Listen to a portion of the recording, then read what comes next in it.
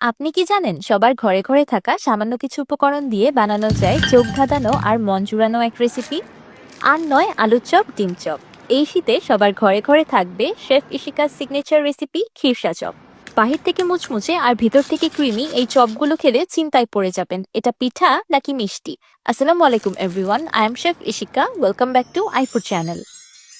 খিরসা chop বানানোর জন্য আমি প্রথমে একটি গ্রাইন্ডার জারে দিয়ে দিচ্ছি 2 কাপ সুজি। আমি চপগুলো তৈরির জন্য কাঁচা সুজিটাই ব্যবহার করছি। এবার সুজিগুলোকে গ্রাইন্ড করে পাউডার করে নিব। পাউডারটা একদম মিহি না হলেও চলবে, একটু দানাদার হলেও কোনো সমস্যা নেই। এবার একটি প্যানে দিয়ে দিলাম 4 কাপ ফুল ক্রিম লিকুইড দুধ। এবার দুধে দিয়ে দিলাম হাফ চা চামচ বা স্বাদ মতো লবণ। এবার নেড়ে চেড়ে দুধে একটি বলক তুলে নিব। দুধে বলক চলে আসার পর আমি চুলার ফ্লেমটা লো টু মিডিয়াম করে দিয়েছি। এবার দুধে দিয়ে দিলাম হাফ কাপ চিনি। এবার চিনি দুধের সাথে খুব ভালোভাবে মেল্ট করে নিব। চিনিটা গলে যাওয়ার পর দিয়ে দিচ্ছি আগে থেকে গ্রাইন্ড করে রাখা সুজির পাউডার। এবার অনবরত নেড়ে চেড়ে সুজি আর দুধ একসাথে খুব ভালোভাবে মিক্স করে নিব। আমি মেশানোর জন্য একটি উইক্স ব্যবহার করেছি যেন কোনো রকম দলা না পাকিয়ে যায়। সুজি খুব দ্রুতই দুধ অ্যাবজর্ব করে নিবে আর এমন আঠালো একটা ডো তৈরি হয়ে যাবে। ডো তৈরি হয়ে যাওয়ার পর চুলার একদম লো আছে আমি ডোটাকে আরো 2 মিনিটের মতো রান্না করে নিয়েছি, যেন ডোয়ের আঠালো ভাবটা কমে যায় আর ডোটা একদম পারফেক্ট হয়। খিরসা চপের ডোটা তৈরি হয়ে গিয়েছে, এবার এটাকে চুলা থেকে নামিয়ে নিব। ডোটাকে মথার জন্য আমি একটি প্লেট অল্প একটু ঘি দিয়ে গ্রিস করে নিলাম। এবার গ্রিস করা প্লেটে নিয়ে নিলাম তৈরি করে রাখা সুজির ডো। সুজির ডোয়ে 1 টেবিল চামচ ঘি অ্যাড করে দিলাম। ঘি অ্যাড করলে ডো থেকে খুব সুন্দর একটা ঘিয়ের ফ্লেভার আসবে আর সেই সাথে ডোয়ের স্টিকিনেসটাও কমে যাবে। এবার হাতের সাহায্যে ডোটাকে খুব ভালোভাবে মথে একদম স্মুথ করে নিব। অ্যাট লাস্ট ডোয়ের টেক্সচারটা ঠিক এমন হবে, না খুব বেশি নরম না খুব বেশি শক্ত। এখন আমি ডোটাকে একটি ড্যাম্প ক্লথ দিয়ে কভার করে সাইডে রেখে দিচ্ছি। এদিকে একটি প্যানে দিয়ে দিলাম 2 কাপ ফুল ক্রিম লিকুইড দুধ।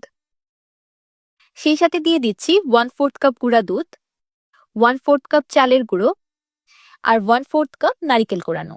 এবার সবকিছু একসাথে খুব ভালোভাবে মিক্স করে নিব। যেহেতু এখানে চালের গুঁড়ো অ্যাড করা হয়েছে তাই মিশ্রণটা দ্রুতই ঘন হয়ে আসবে। খিরসার টেস্টটাকে বাড়ানোর জন্য আমি এখানে গুঁড়া দুধ ব্যবহার করেছি, আপনারা ইচ্ছে করলে এটাকে স্কিপ করতে পারেন।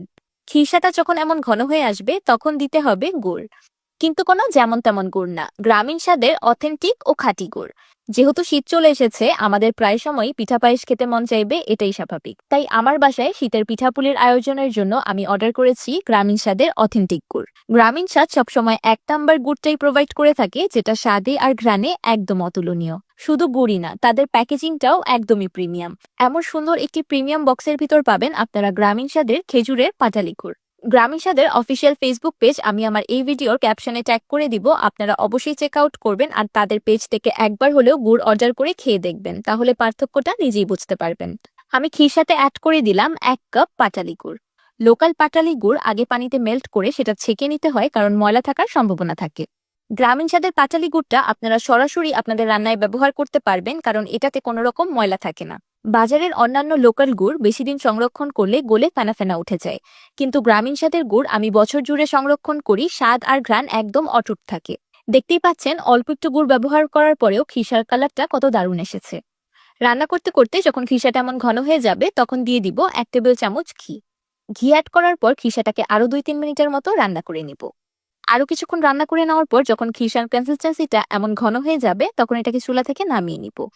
চুলাতে এটাকে এর থেকে বেশি ঘন করার প্রয়োজন নেই, কারণ নামানোর পর খিসাটা আরো একটু টাইট হয়ে যাবে। এবার আগে থেকে তৈরি করে রাখা সুজির ডো থেকে অল্প একটু লেচি কেটে নিব। তারপর আঙুলের সাহায্যে মাঝখানে প্রেস করে করে এমন একটা পকেট তৈরি করে নিব। এবার ঠিক মাঝখানের পকেটে দিয়ে দিচ্ছি আগে থেকে তৈরি করে রাখা খিরসা। খিরসাটাকে অবশ্যই সম্পূর্ণ ঠান্ডা করে নিতে হবে। এবার আঙুলের সাহায্যে চেপে চেপে মুখটাকে খুব ভালোভাবে সিল করে নিব, যেন ভিতর থেকে খিরসাটা বেরিয়ে না আসে। আমি একইভাবে সবগুলো খিরসা চপ তৈরি করে নিচ্ছি। এই শেপটা দেওয়া একদমই কঠিন না, খুব বেশি ইজি। বাসায় আমরা যেভাবে ডোয়ের ভিতর ফিলিং দিয়ে পুরি তৈরি করে থাকি ঠিক তেমনই। আপনার ডোটা যদি একদম পারফেক্ট হয় তাহলে পিঠাগুলো একদম স্মুথ হবে। সবগুলো পিঠা তৈরি করা হয়ে গিয়েছে। দেখতেই পাচ্ছেন পিঠাগুলো দেখতে একদম কাবাব বা চপের মতো লাগছে। চপগুলোকে ভাজার জন্য আমি একটি ফ্রাইং প্যানে পরিমাণ মতো তেল দিয়ে মিডিয়াম গরম করে নিয়েছি। তেলটা গরম হয়ে যাওয়ার পর আমি চুলার ফ্লেমটা মিডিয়াম করে দিয়েছি। এবার গরম তেলে চপগুলো ছেড়ে দিচ্ছি। তেলটাকে অতিরিক্ত গরম করা যাবে না, তাহলে বাহির থেকে দ্রুত কালার চলে আসবে আর চপগুলো মুচমুচে হবে না। পিঠাগুলো দীর্ঘ সময় মুচমুচে রাখার জন্য ভাজার টেকনিকটা খুবই ইম্পর্টেন্ট। অনেক সময় উপকরণের পরিমাপ সঠিক থাকলেও কুকিং টেকনিকটা যদি সঠিক না হয় তাহলেও খাবারটা পারফেক্ট হবে না। প্রথমে চপগুলোর দুই পাশ আমি মিডিয়াম হিটে ভেজে নিয়েছি। তারপর হালকা কালার চলে আসার পর আমি চুলার ফ্লেমটাকে বাড়িয়ে চপগুলো ভেজে নিয়েছি। চপগুলো ভাজার সময় হালকা হালকা ক্র্যাক দেখা যাবে, কিন্তু এতে ভয় পাওয়ার কোনোই কারণ নেই। যখনই চপগুলোতে হালকা ক্র্যাক দেখা যাবে তখনই চুলার ফ্লেমটা বাড়িয়ে দিবেন, তাহলেই আর চপগুলো ফেটে যাবে না। আমি চপগুলো একদম মুচমুচে সোনালী করে ভেজে নিয়েছি। দেখেই বোঝা যাচ্ছে যে চপগুলো কতটা বেশি ক্রিস্পি হয়েছে আর আগের থেকে ফুলে একদম গোলুমোলু হয়ে গিয়েছে। তো তৈরি হয়ে গেল বাহির থেকে মুচমুচে আর ভিতর থেকে ক্রিমি খিরসা চপ। আমি আজকে এই খিরসা চপগুলো একটু বেশি করেই তৈরি করেছি, কারণ আমার বাসায় এটা সুপার ডুপার হিট। আপনার ইচ্ছে করলে রেসিপিটাকে অর্ধেক করেও বানাতে পারেন। আওয়াজ শুনেই বুঝে গিয়েছেন খিরসা চপগুলো কতটা বেশি ক্রিস্পি। এবার আমি একটি চপ ভেঙে দেখাচ্ছি যে বাহির থেকে কতটা বেশি মুচমুচে আর ভিতর থেকে কেমন হয়েছে। মাশাআল্লাহ, দেখতেই পাচ্ছেন চপগুলো ভিতর থেকে একদমই ক্রিমি। বাহির থেকে ক্রিস্পি আর ভিতর থেকে ক্রিমি এই চপগুলো আপনি যখন মুখে দিবেন তখন স্বাদের এক অন্য জগতে হারিয়ে যাবেন। এক দুইটায় মন ভরবে না, এক বসায় ৮-১০টা তো খেয়েই ফেলবেন। আমার রেসিপি অ্যান্ড টিপস অ্যান্ড ট্রিক্সগুলো হুবহু ফলো করলে চপগুলো ভাজার দীর্ঘ সময় পর্যন্ত এমনই মুচমুচে থাকবে। এমনকি আপনারা এই চপগুলো ২-৩ দিন সংরক্ষণ করেও খেতে পারবেন। শীতের সকালে বা বিকালে খেজুর গুড়ের স্বাদের গরম গরম ধোয়া ওঠা এমন চপ হলে আর কি লাগে বলুন তো। এগুলোকে পিঠা বলেন আর মিষ্টি, স্বাদটা কেমন শুধু সেটাই ম্যাটার করে, আর স্বাদ কিন্তু অসাধারণ। শেফ ইশিকার সিগনেচার রেসিপি নাকি আপনার প্রিয় রেসিপি হয়ে যায়?